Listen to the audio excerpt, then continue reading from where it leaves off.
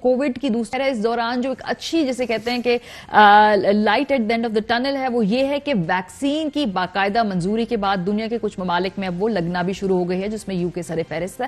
پاکستان کی ویکسین کے حوالے سے کیا تیاری ہے اور گیم پلان کیا ہے، ٹائم لائن کیا ہوگی، نیچے تک ڈسٹریبیوشن کا کوئی پلان ہوگا تو وہ کیا ہوگا، اور بس کو حقیقت پسندانہ دائرے میں اس چیز کو دیکھنا ہوگا، بیکاز ہم ایک غریب ملک ہے، لیٹس بی ویری آنیسٹ، تکلیف ہوتی ہے بات کرتے ہوئے بھی، لیکن ویکسین کو خریدنا، سٹور کرنا، لگانا ایک بڑا مہنگا کام ہوگا، تو ہم اس معاملے میں کہاں پہ کھڑے ہیں۔ اس سے پہلے آپ کو ایک خبر دکھانا چاہتے ہیں، کوئی 150 ملین ایلوکیٹ کر دیے ہیں حکومت پاکستان نے کووڈ کی وجہ سے جو ویکسین ہے اس کو لانے کے لیے، اور ساتھ ساتھ یہ بھی خبریں آ رہی ہیں کہ شاید ورلڈ بینک سے بھی ہمیں رجوع کرنا پڑے۔ جو یو کے ہے یعنی کہ انگلستان، اب دیکھیں انہوں نے کوئی 5 ملین ڈوزز جو ہیں وہ کووڈ کی خرید لی ہیں اور وہ مختلف مراحل میں وہاں پہ لوگوں کو لگانا شروع ہو گئے ہیں۔ امریکہ کی بات کریں تو وہاں پر $2 بلین کی جو کوئی 100 ملین کے قریب ڈوزز جو ہیں وہ امریکہ ہے وہ خرید رہا ہے۔ ظاہر سی بات ہے یہ امیر ملک ہیں، یہ ان سے مقابلہ ہمارا نہیں ہے، لیکن ہمیں کسی طریقے سے افورڈیبلی اس کو پاکستان میں لے کر آنا ہے۔ سو ایک ریس لگی ہوئی ہے دنیا بھر میں کہ ویکسین کون خریدے گا، کیسے خریدے گا اور کون سی سوٹ کرتی ہے۔ یہ ایک چارٹ ہے ہمارے پاس ان ممالک کا جنہوں نے ابھی تک یہ ویکسینیشنز جو ہیں اس کو ویکسین جو ہے اس کو بک کر لیا ہے۔ اس میں کینیڈا سر فہرست ہے، پھر آسٹریلیا ہے، برٹن ہے، یونائٹڈ اسٹیٹس ہے، یورپی یونین ہے۔ تو یہ آپ اپنی سکرینز پر دیکھ سکتے ہیں کہ یہاں پر بنگلہ دیش نے بھی کچھ ویکسین بک کی ہے۔ اس لسٹ پہ پاکستان کا نام فی الحال نظر نہیں آتا۔ ڈاکٹر فیصل سلطان سے ہم یہ بات پوچھیں گے کہ ہم یہاں پہ اس معاملے میں کہاں کھڑے۔ بہت شکریہ ڈاکٹر صاحب۔ سر آف کورس جیسے میں نے پہلے ذکر کیا ریئلسٹکلی بات کرنی ہوگی، ہمارے بجٹ، ہماری فنڈنگ، ہمارے ریسورسز جتنے ہیں، یہ جو ہم نے 150 ملین کا فنڈ مختص کیا ہے، سو مختص تو بھی ہو گیا، تو اس سے آگے بڑھ کے بھی ہم کوئی بکنگ کی طرف جا رہے ہیں کہ ہم نے بکنگ کرنا شروع کر دی ویکسین کی؟ اگر کریں گے تو ہمارا جھکاؤ کس طرف ہوگا؟ چینی ویکسین کی طرف ہوگا، فائزر یا دوسری کمپنیز کی طرف ہوگا؟ ذرا مختصراً بتائیے گا کہ اس وقت کہاں کھڑے ہیں ویکسینیشن کے حوالے سے؟ میں آپ کے آخری سوال سے شروع کرتا ہوں، باقی چیزیں اسی سے واضح ہو جائیں گی۔ دیکھیے، آپ نے کہا ہمارا جھکاؤ کس طرف ہوگا۔ ہمارا جھکاؤ جو سب سے اہم ہے وہ سائنس کی طرف ہوگا۔ اگر تو آپ کے پاس بہت سارا پیسہ ہو اور آپ مختلف قسم کی ویکسینز بک کر سکیں بغیر اس کے کسی ابتدائی یا حتمی نتائج کے، تو آپ امریکہ یا دیگر ایسے ممالک جن کے پاس یہ مینز ہیں، ریسورسز ہیں، وہ یہ کر سکتے ہیں، اور پھر اس میں سے جو چل گئی وہ انہوں نے استعمال کر دی، جو نہیں ہوئی اس کو انہوں نے رائٹ آف کر دیا کہ ٹھیک ہے۔ تو ہم اس طرح نہیں کر سکتے، نہ ہم کرنا چاہتے ہیں۔ اور کووڈ کی تمام اس اسٹرگل میں جو چیز ہم نے دیکھی وہ یہ کہ ہم نے جب اپنے ریسورسز کو اور اپنی سچویشن کو سامنے رکھ کر اور اعداد و شمار اور باقی سائنس کی نظر میں فیصلے کیے تو وہ تھوڑا ہمارے لیے بہتر ثابت ہوا۔ اب یہاں بھی یہی چیلنج درپیش ہے۔ مسئلہ یہ ہے کہ اس وقت تقریباً 8 درجن لیڈنگ ویکسینز ہیں جو کچھ مغربی ممالک میں بن رہی ہیں، 2 عدد چین میں ہیں، 1 روس میں ہے۔ تو یہ 6، 7، 8 مختلف سورسز سے یہ دوائیں، یہ ویکسین تیار ہو رہی ہیں۔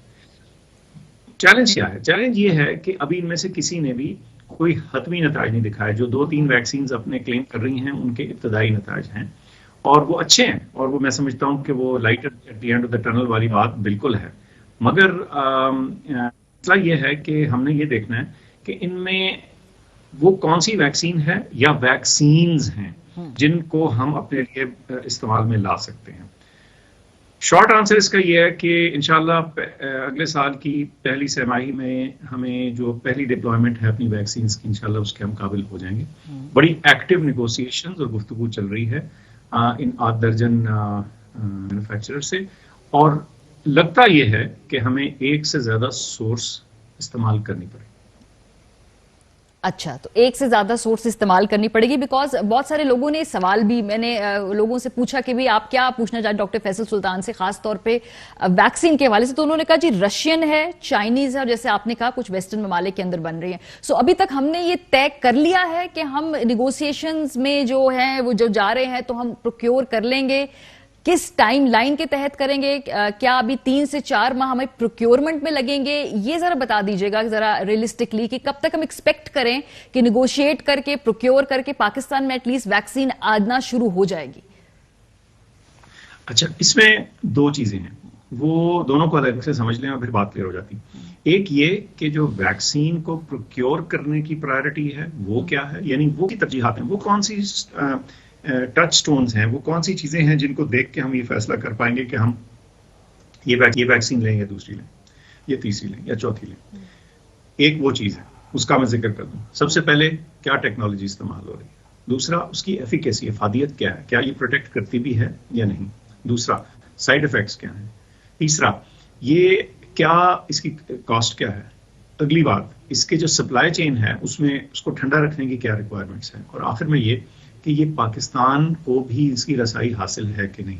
میں اس لیے یہ بات کرتا ہوں رسائی کی بات کہ ایک آدھ ویکسین ایسی ہے ان میں جو بہت حد تک امریکہ کے سرکاری پیسے سے بنی ہے یا ان کی انویسٹمنٹ تھی اس کے ریسرچ میں. تو ہو سکتا ہے یہ ایک خدشہ ظاہر کیا تھا کہ ہو سکتا ہے وہ کہیں بھائی یہ صرف ہم پہلے اپنے ملک میں استعمال کریں گے، تو ہو سکتا ہے دوسرے ممالک میں اس کی رسائی دیر تک ہو. اب ان ساری اور یہ کمپلیکس چیز ہے، اس ساری چیز کو نظر میں رکھ کے فیصلہ کرنا ہے کہ آپ نے ویکسین کی سورس کیا استعمال کرنی ہے، پہلی، دوسری، تیسری، چوتھی کون سی، یا ان میں سے مکس اینڈ میچ کرنی ہے.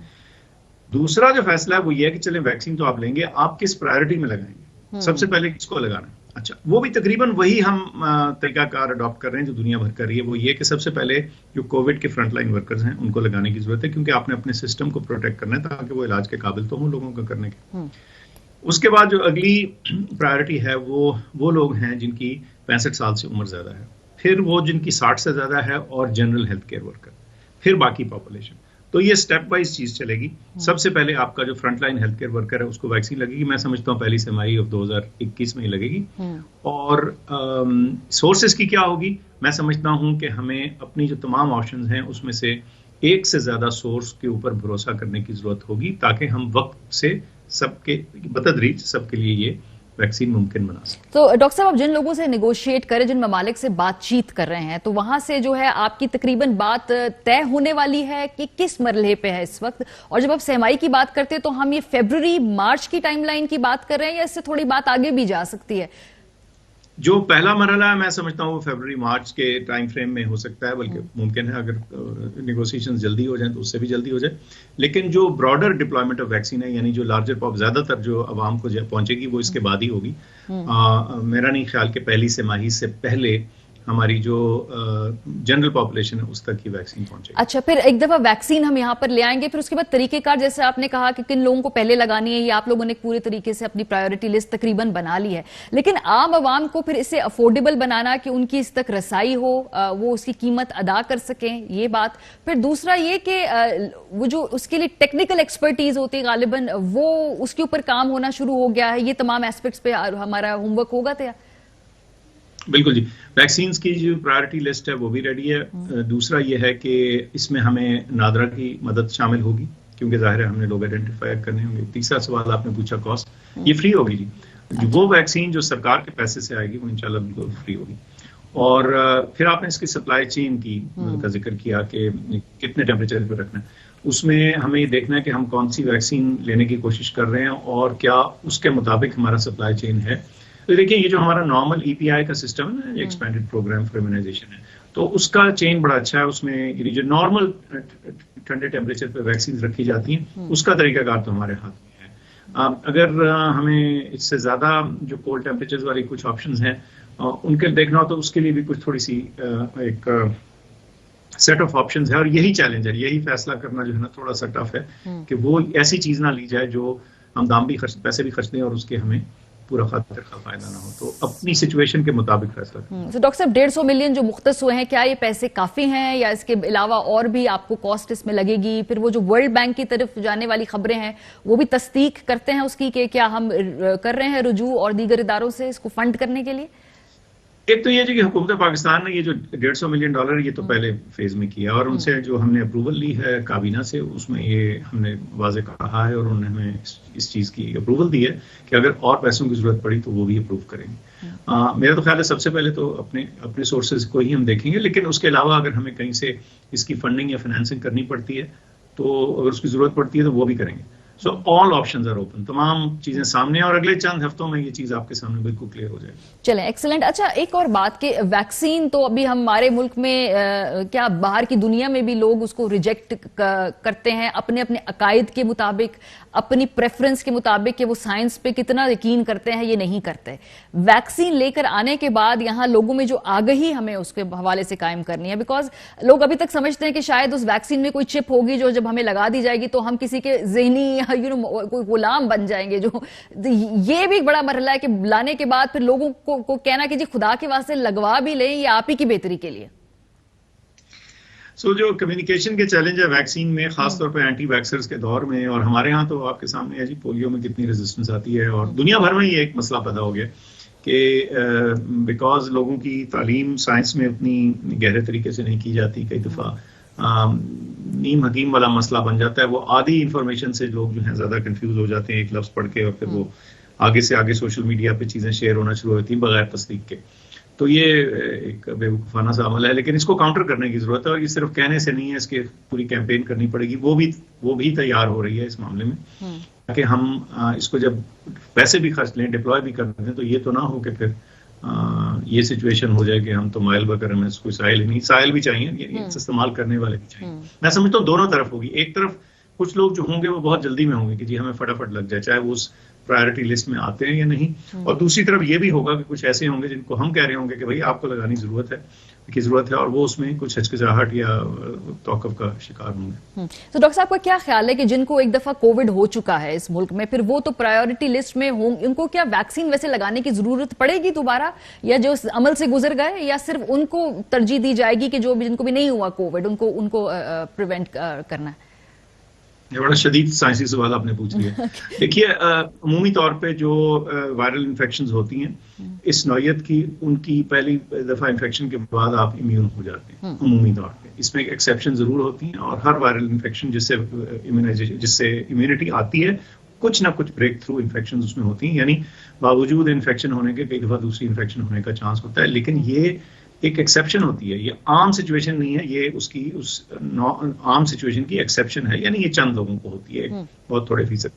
تو منطقی طور پہ تو اگر آپ دیکھیں تو جن لوگوں کو انفیکشن ہو چکی ہے وہ امیون ہے اور ان کو دوبارہ نہیں ہونا چاہیے. لیکن ویکسین کی ڈپلوائمنٹ کرتے وقت مجھے لگتا ہے کہ اس میں جو ہمارا ایکسپرٹ گروپ ہے ہم اس سے رجوع کریں گے، اور کچھ ہم نے کیا بھی ہے یہ گائیڈنس فائنل لینے کے لیے کہ اس میں وہ جو لوگ بیماری کاٹ چکے ہیں کیا ان کو ویکسینیٹ کیا جائے یا نہ کیا.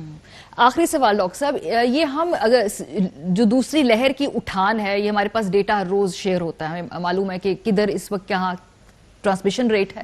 کیا یہ نوبت آ سکتی ہے کہ دوبارہ لاک ڈاؤن کی طرف ہم جائیں، کیونکہ بہت سارے ممالک نے لگایا ہے، یا اس سے پہلے ہی ہم کنٹرول کر پائیں گے؟ لاسٹ ٹائم ہم نے بہت زیادہ لاک ڈاؤن کر کے بھی کرٹیل کیا تھا، اس مرتبہ وہ تمام چیزیں جس میں ٹرانسپورٹ ہے، بازار ہیں، شادی گھر ہیں، وہ لمیٹڈ سے لیکن کھلے ہوئے ہیں. ہماری اسٹریٹجی اس دفعہ مختلف ہے، تو لاک ڈاؤن کی کبھی نوبت آ سکتی ہے مستقبل قریب یا بعید میں؟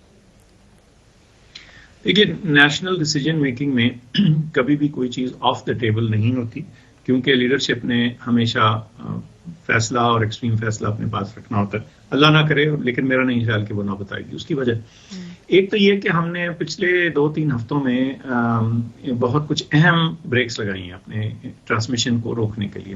ان میں سب سے اہم اور بڑی تکلیف دہ بریک تھی وہ تعلیمی اداروں کا بند کرنا تھا، لیکن وہ کرنا پڑا. اور اس کے علاوہ کچھ جو دوسرے ایونٹس تھے، شادیاں تھیں، اس پہ اس کی کچھ ریسٹرکشنز ایسی ہیں، پابندیاں ایسی ہیں کہ ہمیں امید ہے کہ اس کا بھی فرق آئے گا. کچھ دیگر پابندیاں بھی جو ہیں وہ بھی عائد کی گئی ہیں، ان کی کچھ ویریبل کیا کہتے ہیں انفورسمنٹ ہے، جو کہ غلط ہے. پراپر انفورسمنٹ ہونی چاہیے. میں سمجھتا ہوں کہ یہ چیزیں اگر ہو جائیں تو ہو سکتا ہے ہم اس قسم کے لاک ڈاؤن سے اپنی جان بچائے رکھیں جس قسم کا لاک ڈاؤن انگلینڈ یا دوسرے UK یا دوسرے ملکوں کو کرنے کی دوبارہ ضرورت پڑی.